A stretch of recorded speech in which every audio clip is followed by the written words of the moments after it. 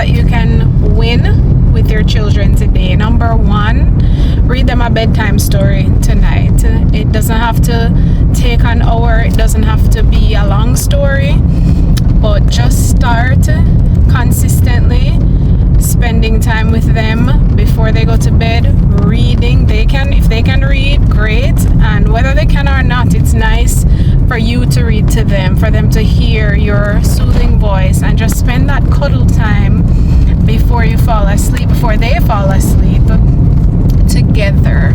If you're able to do this consistently, each time you do it is a win, is just that time that you can spend with your children to create this will become a core childhood memory for them. So number one, read bedtime stories to them. Number two is model. Number two, model yourself the behavior that you want to see in them. And what that means is, if you want them to have manners, say please and thank you. When you ask them to do something, you say please. When they do it, when they do something to help you, say thank you. Model the behavior yourself that you want to see in them. Sometimes as parents, we tell more than we show, and in fact children learn more from what we show than what we tell. They're gonna learn more from what we show them by the example that we set, the examples that we set, than just what we tell them to do.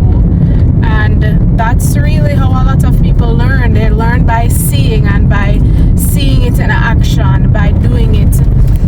There's a reason why, they say lead by example.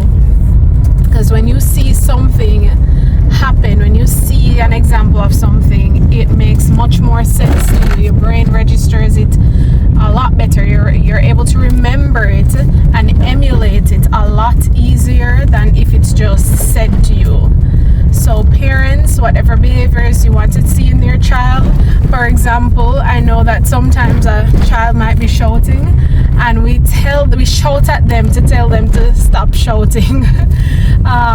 But if we want them to learn to respond when things get them upset, and we want them to learn how to respond in a calm way, then when their shouting gets us upset, then we need to model the behavior of responding in a calm way. And that is hard. But if it's hard for you, imagine how much harder it is for a child who is still developing and still learning and still growing. So remember to also have that grace with them, and that grace with yourself too. And my third tip that you have complete control over as a parent is to listen to them. Take the time to listen to them. Many times we are busy, and genuinely we really do have a lot going on. But our children are only small for a short time, and sometimes the days are long, but the weeks are so fast, and before you know it, they're 10 years old or 15 or 20 and moving on to getting married, starting a family for themselves. And we're gonna look back at this time when they were young and we had full control over where they went and what they did, and we're gonna want them to talk to us and call us. I imagine we will want them to call us and know what's going on in their lives. But now is the time that they actually want to tell us every single detail. So emulate, like I said in number two, with emulating and with modeling the example of phones, for example. Put the phone away if your child is telling you something. If you are able to take a moment to listen to them and look at them and get down on their level and listen to them and show empathy or laugh with them if it's a joke, do that. If you're not able to listen, model what that might look like. Model what asking for a better time might look like. So for example, if you're on your phone and you have a meeting and you need to send a message out, and your child comes up to tell you to do, they want to share something with you, and you really don't have the time to give them the attention, say that to them. So I'd love to hear about that, but can I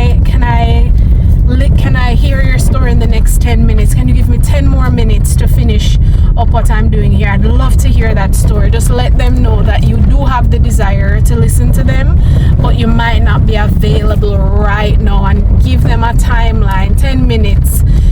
Give me an hour, and then I can sit with you and look at you and hear and really listen, and then actually do that in the next 10 minutes or hour, whatever time you told them. Do that. So I just want to encourage us to do these things with our children. Have these small wins. Spend time with them, listen to them, model the good example and the good behaviors that you want to see in them. It all makes a difference. Comment send free guide below if you want these tips to be sent to you in an email.